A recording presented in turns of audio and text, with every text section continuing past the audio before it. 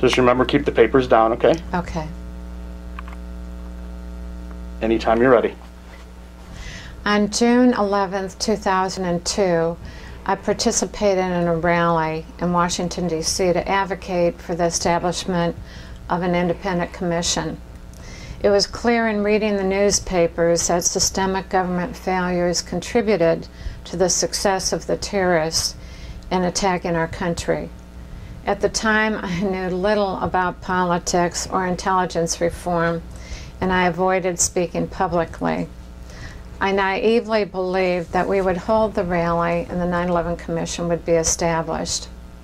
Following the rally, we began visiting congressional offices, and we were faced with the grim reality that most of our elected officials and the administration had no interest in an independent commission. When speaking with a congressman from Georgia, he stated, "I would really like to help you, ma'am, but you are not my constituent." In 9/11, that was a New York event. Well, can you imagine? His response both infuriated me and motivated me because it demonstrated how out of touch our elected officials were. It was hard to fathom that despite the death of thousands and concerns about our national security, they were comfortable with the status quo. Our first visit to Washington was a wake-up call and a turning point for me personally. I realized then that I had a moral obligation and an opportunity on behalf of my son and the others who died to make sure their lives were not lost in vain. I didn't want another mother to walk in my shoes. Shortly after, we established the 9/11 Family Steering Committee, 12 determined family members who made endless trips to Washington, D.C.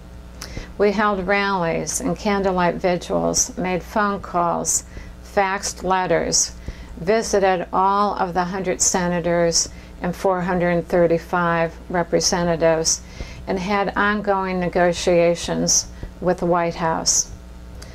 We became outspoken advocates, established relationships with the media, and through our research became subject matter experts in intelligence reform. I testified before Congress and the 9/11 Commission on 6 occasions, if you can imagine.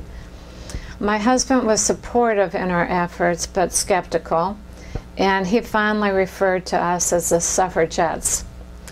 Some of the challenges that we faced in advocating for government reform began with navigating a political system and establishing ourselves and really educating ourselves about very complicated issues related to national security.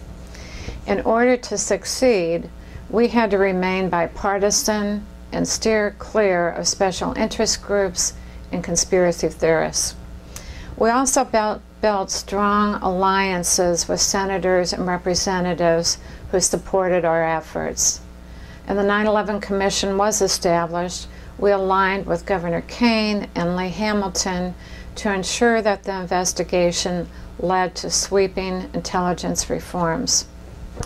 While we were in Washington advocating for the 9/11 Commission, myself and other family members were involved in an effort to ensure a proper memorial was built at the World Trade Center site.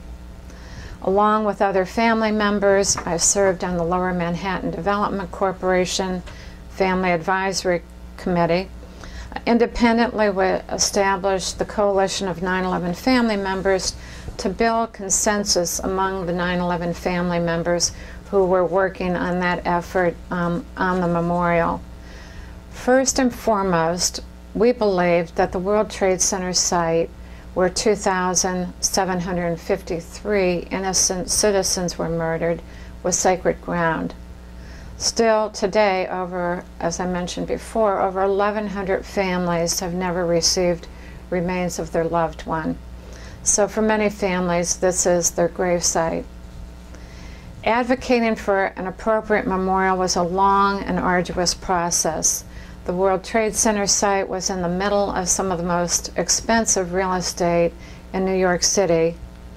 There were many stakeholder groups with goals beyond preserving sacred ground and memorializing those who died. And there was frequent turnover in the organizations leading the redevelopment of Lower Manhattan. I remember commenting that it was easier to pass sweeping intelligence reform than it was to get this memorial right. There were several components that family members wanted. We wanted water to drown out the sound of the city. We wanted the footprints of the building to be preserved. We wanted the victims' names inscribed at a level where they could be touched. We wanted the survivor staircase where people escaped preserved. And we wanted the unidentified remains between the North and the South Tower. And the unfettered truth of 9/11 to be told. Most importantly, we wanted the faces, the names, the stories of the 2,977 victims to be told so that future generations would always remember. Despite the challenges today, the 9/11 Memorial and Museum is a magnificent institution with the leadership of Alice Greenwald and other committed staff who work through every challenge. Through the perseverance and advocacy of the 9/11 families, all of the components we fought for were incorporated. As the 5th anniversary approached, at Voices, we recognized that while the memorial plans were being debated, families were stuck in their I've got to do that sentence over. Just start from that, yeah.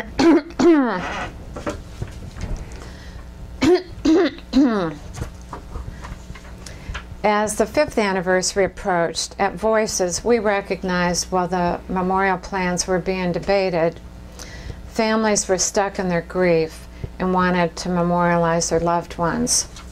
After much thought, I shifted my focus to working with the families to create the 9/11 Living Memorial Project, a digital archive that documents the 2,977 lives lost and the stories of survivors and responders.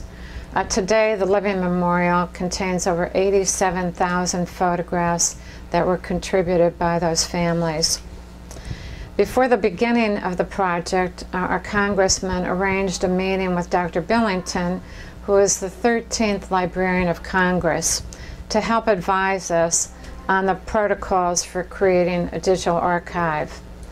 Meeting with Dr. Billington was like meeting the Pope.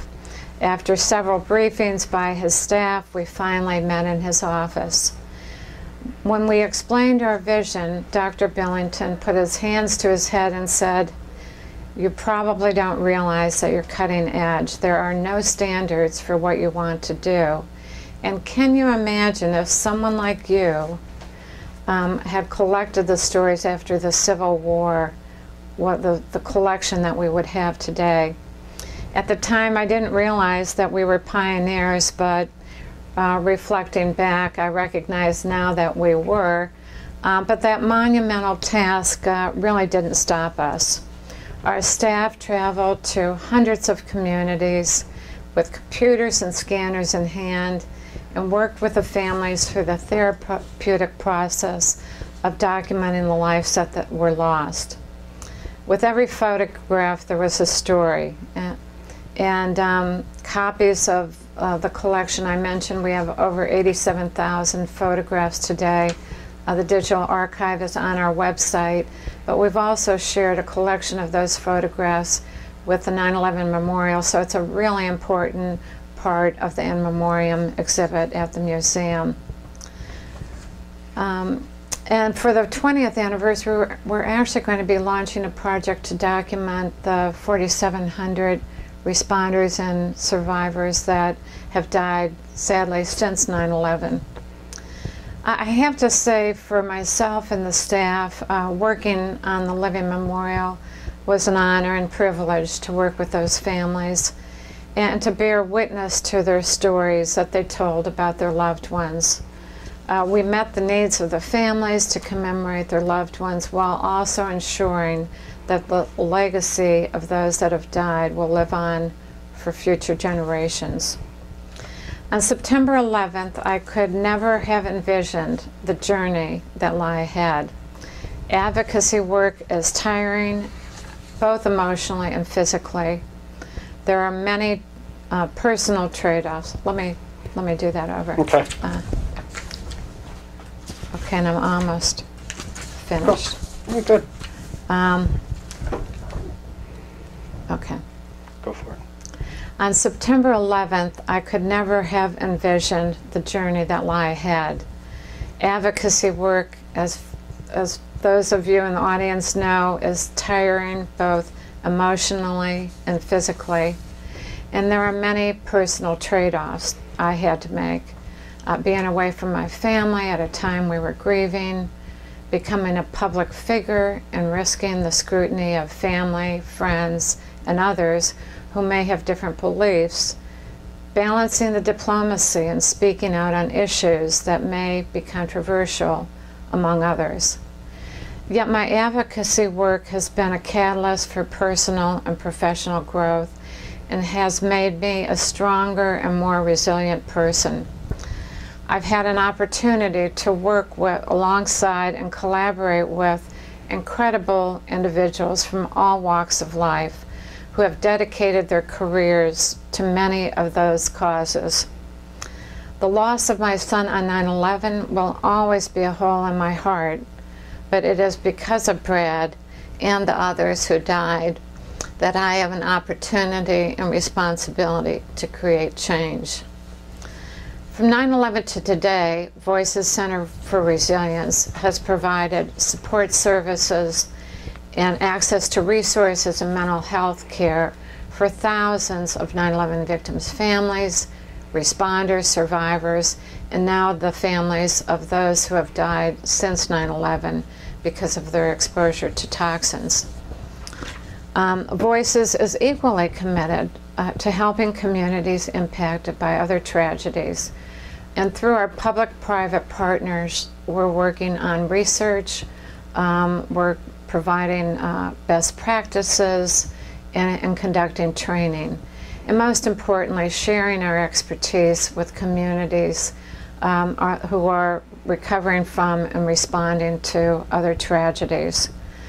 So as we look beyond the 20th anniversary, we renew our commitment to the 9/11 families to continue to provide a lifetime of resources to them and their families, and to use our expertise to help other communities. But we realize we can't do it alone. It's in partnerships with organizations like NOVA and your affiliates that we look to the future to advance victim services and provide the support that's needed to promote healing and resilience in the lives of those that are impacted by tragedy. So thank you for the opportunity to speak today on the 20th anniversary. And, I appreciate all that you're doing and look forward to our work together. Thank you.